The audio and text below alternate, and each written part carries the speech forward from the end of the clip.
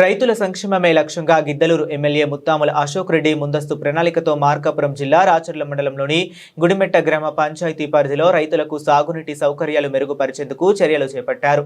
గుడిమెట్ట గ్రామంలోని శంకరుని చెరువు సప్లై ఛానల్ మరమ్మత్తు పనులను వేగవంతంగా పూర్తి చేయాలని ఎమ్మెల్యే ఆదేశించడంతో అధికారులు వెంటనే రంగంలోకి దిగి పనులను యుద్ధ ప్రాతిపదికన చేపట్టారు. ప్రస్తుతం ఛానల్ పునరుద్ధరణ పనులు శరవేగంగా కొనసాగుతున్నాయి.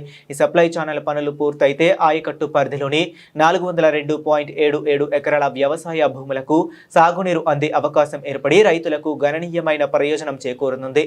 ముఖ్యంగా వర్షాధార వ్యవసాయంపై ఆధారపడుతున్న రైతులకు ఈ పనులు ఎంతో ఉపశమనం కలిగి తమ సాగునీటి సమస్యలను పరిష్కరించి పంట పొలాలకు నీరందించేందుకు ప్రత్యేక చొరవ చూపిన ఎమ్మెల్యే ముత్తాముల అశోక్ రెడ్డికి ఆయకట్టు ప్రాంత రైతులు, గ్రామ ప్రజలు కృతజ్ఞతలు తెలియజేశారు.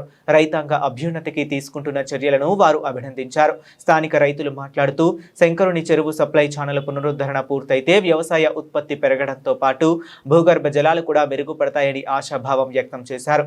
రైతులకు అవసరమైన మౌలిక సదుపాయాల కల్పనలో ప్రభుత్వం, ప్రజాప్రతినిధులు చూపుతున్న చొరవ అభినందనీయమని పేర్కొన్నారు.